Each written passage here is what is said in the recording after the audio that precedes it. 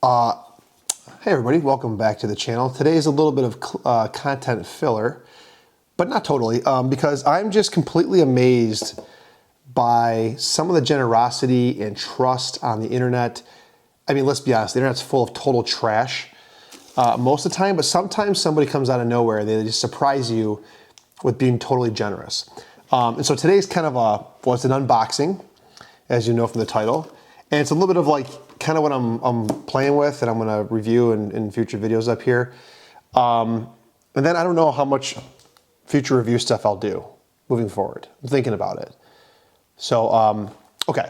I put a post out on YouTube, like the post where I put a post out on YouTube, I don't know, a couple weeks ago, say I was looking for somebody had a Z mount camera, Nikon camera, because some long time ago, Viltrox, nope, just kidding. Some long time ago, 7 Artisans sent me a lens to test, or said they were going to send me a lens. And I had kind of forgotten about it, and I, like I normally do, had moved on from my Nikon cameras. This is not a review of this lens yet, but I was looking for a camera body to throw this on because I didn't want to go buy a Nikon camera just to test a 7 Artisans lens. I'll get into why I'm testing this lens and a couple others you'll see in a second, and what my thoughts are a little bit. But nonetheless, somebody reached out to me and they said, hey, I have some Nikon cameras. Do you want to try one out? And the email came across and they said, hey, I'm not gonna say this person's name, by the way, because I don't wanna out them, but they said, I have a handful of cameras. Which one do you wanna try? This is totally the wrong knife for this, by the way. And the options were the Nikon Z5, which I've had several times, the Nikon ZF, which is a very polarizing camera to me, and the last option was a Nikon, that's good tape, okay. The last option was this camera right here, the Nikon, I think it's gonna be the Nikon, yes, there's something else in here too, Z6 III. And I was like, are you sure you want to send me your brand new, awesome, beautiful camera? I'm very curious about this camera because it has a flip screen, and I think Nikon makes some legit stuff. And so this is going to be me unboxing and first impressions of the Z6 III. I just realized though that I don't have a top down view. So I'm just going to hold it up for you guys because I'm a Bush League YouTuber. All right, so let's open this thing up. He nicely left the instruction manual and stuff in there for me, so that's great. I'll take that out. And he rewrapped everything. Obviously this isn't new, this is his camera, so he bubbled everything back up for me. And I'm not gonna open the strap, any of that kind of stuff, because that's silly. But in here is the Z6 III. Now what I'm curious about with this compared, or as I think about it, is I've held the Z9 and I've held the Z8, and I thought, there's a marked improvement, like a noticeable improvement in the ergonomics, materials, and build quality, in my opinion, on the Z8 and Z9 versus like the original Z6, Z6 II, and Z7 and Z7 II. I always felt they felt totally different. So I want to know, does this feel more like a Z6 or does this feel more like a Z8? So let's take this thing out real quick. Try not to rip the pouch because it's yours. And here it is. Here's the Z6 III.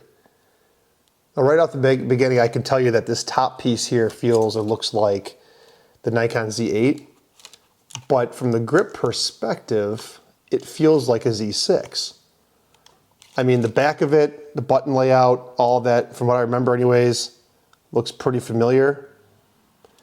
Even up to this kind of thumb rest, which I enjoy, and the SD card slot. This has CF Express and SD, so I have a CF Express Type B that I'll throw in here, which is great.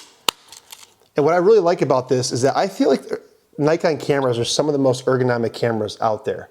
Them and Canon and Olympus are really, really ergonomically awesome cameras. And so I'm wondering if my L bracket will fit on here. I don't need to put an L bracket on here, but it might help protect it. But everything else looks pretty much the same. I mean, a little bit different. The housing, the EVF looks the same. I think it is the same. Button placement, the function button placement on the front right here seems to be the same. It's just it came with the flip screen this time, which is awesome. So I can see some like design language stuff in this that comes from the Z8 and the Z9, but it very much still feels like a Z6, Z6 II. I see it's got this, so the exposure comp, the ISO, and the record button up top. It's got this wheel. This wheel is awesome. The placement of it, I think, is perfect. Right, you know, you got the wheel right here, and then you've got the AF on button and the joystick all right here. So your thumb naturally falls right in those three things: AF on, joystick, and the wheel, which is great.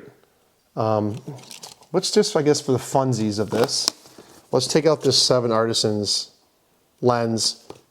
And I'll talk more about this in a future video after I shoot it a little bit. But my interest in some of these Chinese lenses now, I've got a few of them here off camera you can't see, is that they are starting to make good glass, character glass I'll call it.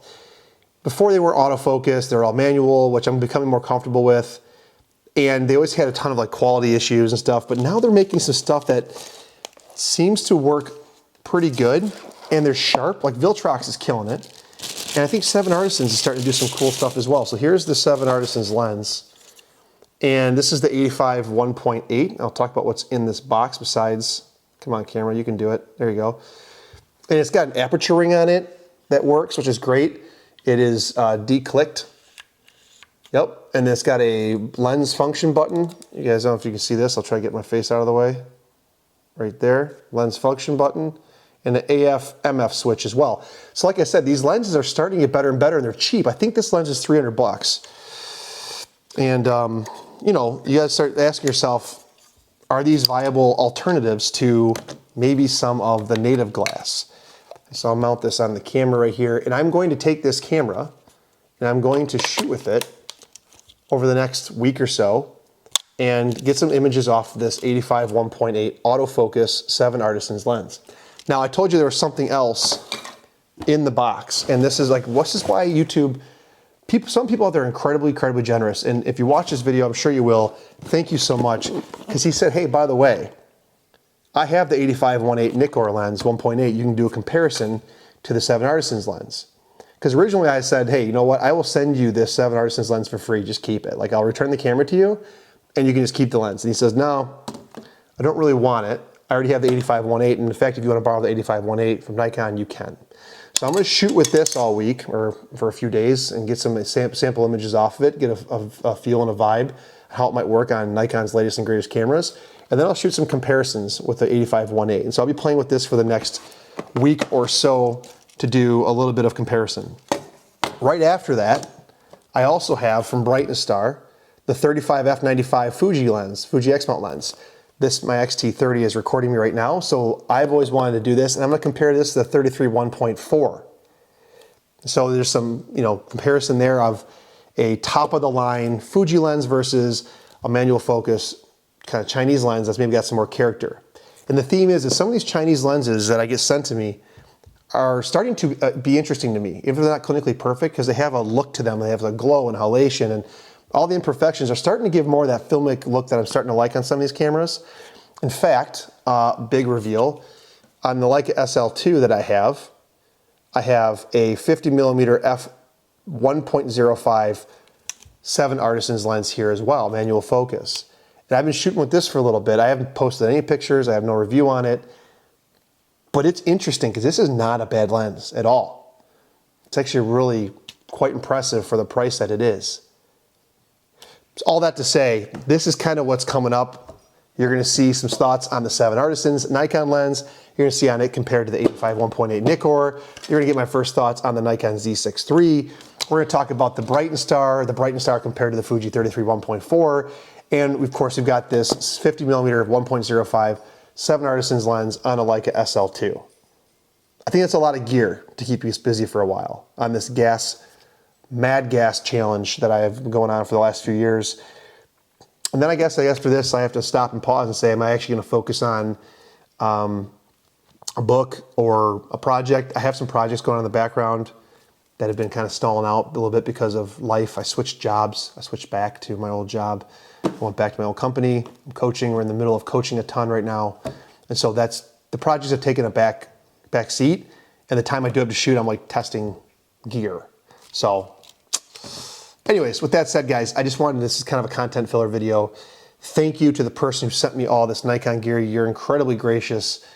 I'm shocked that you trust me with all this, but I promise you I will return it to you in just as good condition. And I guess because he doesn't want the 7 Artisans lens, when I do that review video, I will give it away. So stay on the lookout for that video. All right, that's it. Thanks for watching, guys. Appreciate it. My next video, we'll be talking about this 7 Artisans 85 1.8 lens. See ya.